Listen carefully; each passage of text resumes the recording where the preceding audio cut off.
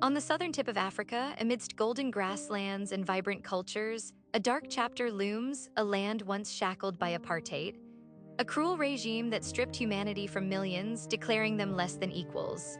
In this world of injustice, one man rises, Nelson Mandela. A beacon of dignity and courage in the face of oppression, he embodies hope. Born on July 18, 1918, in the small village of Viso in the Eastern Cape, young Nelson Rilo Mandela dreams big. His father, a chief of the Thur people, instills pride in him. The name Rilola means pulling the branch of a tree, but many simply call him troublemaker, a fitting title for the revolutionary he would become. At 7, he steps into a classroom for the first time, where a teacher bestows upon him the name Nelson, initiating the transformation of a boy. Tragedy strikes when Nelson is just 12. His father passes away, and he moves in with John Gentaba Dalandibo, a senior chief who becomes his guardian. Dalandibo, kind and educated, nurtures Nelson's thirst for knowledge. He absorbs tales of Africa's glorious past, stories of bravery that weave a tapestry of justice. As a gifted student, Mandela studies at the University of Fort Hare, one of the few institutions accepting Black students. But he doesn't just learn, he challenges the unjust rules. Expelled for his activism, he relocates to Johannesburg, where he juggles studying law and working at a law firm, becoming one of South Africa's rare Black lawyers. Alongside his friend Oliver Tambo, he opens the first. Daily, Mandela witnesses the brutal reality of apartheid. The cruel treatment of Black South Africans ignites a fire within him. Families torn apart, lives shattered, he realizes he cannot remain silent. The struggle extends beyond courtrooms. It spills into the streets and the hearts of the people. In 1944, Mandela joins the African National Congress, the ANC, igniting his role as a pivotal leader. In 1948, the apartheid regime tightens its grip, enforcing laws that strip away rights and freedoms. Black South Africans must carry passbooks, forced into segregated townships. Undeterred, Mandela and the ANC organize protests and strikes, relentlessly opposing this cruelty. But the government's response is violent. Police brutality escalates, imprisoning and assaulting peaceful protesters. Yet Mandela's resolve only intensifies. He believes in freedom, willing to sacrifice everything for the cause. The pivotal moment arrives in 1960 during the Sharpeville massacre, where police open fire on unarmed protesters, killing 69. The world gasps in horror.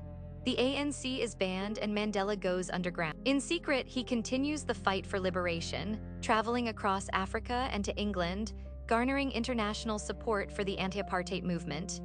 As he trains as a soldier, he prepares for the next phase of the struggle, resolute in the pursuit of freedom. In 1962, Mandela is captured by police, facing trial for crimes against the government. In a historic courtroom speech, he declares his fight against both white and Black domination, advocating for a society of equality.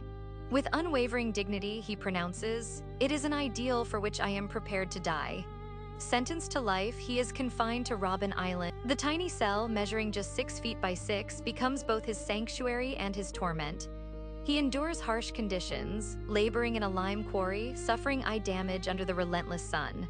For 27 long years, Mandela is separated from his family, missing pivotal moments of life. His first marriage fails, while his second wife, Winnie, emerges as an activist, keeping his legacy alive. Yet within the confines of his cell, Mandela remains unbroken. He studies, reads extensively, and exercises to keep his spirit strong. Even in darkness, he leads the ANC, proving that hope can thrive. Outside the prison walls, the world begins to awaken.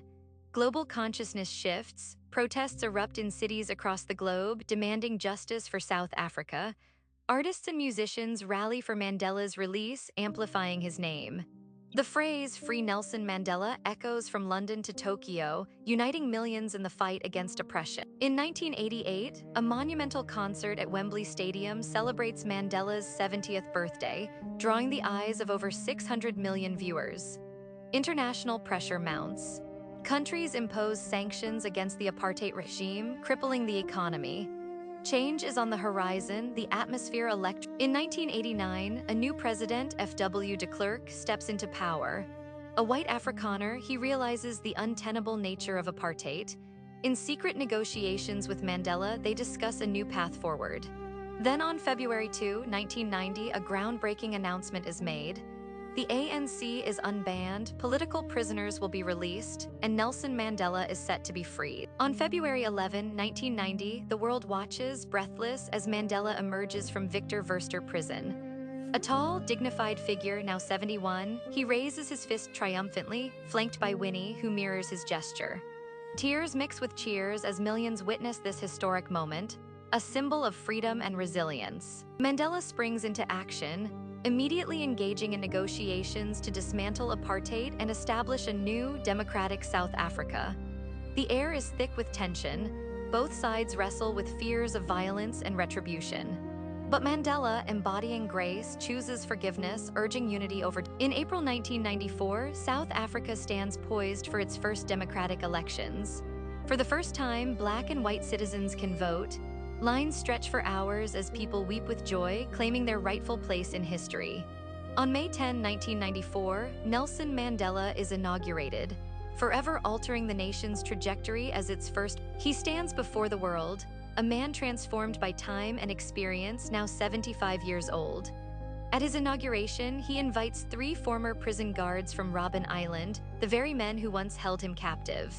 This act is a powerful testament, a living example of forgiveness in a world still healing from wounds of the past. He establishes the Truth and Reconciliation Commission, a bold initiative allowing those who committed crimes during apartheid to confess, while victims share their harrowing stories. Though flawed, this commission becomes a beacon of hope, guiding South Africa on its path to recovery. Nelson Mandela, president from 1994 to 1999, knows the weight of leadership. After one term, he steps down, defying the norm for African leaders, believing fiercely that democracy is about sharing power, not hoarding it. Even after leaving office, Mandela remains a tireless champion for peace, education, and health, especially in the fight against HIV and AIDS. He creates the Nelson Mandela Foundation, ensuring his mission continues. In South Africa, he's affectionately known as Mandela, his clan name, a symbol of love and respect. Mandela becomes synonymous with dignity, forgiveness, and hope, a legacy that transcends his singular existence. On December 5, 2013, the world stands still as the news breaks of his passing at 95.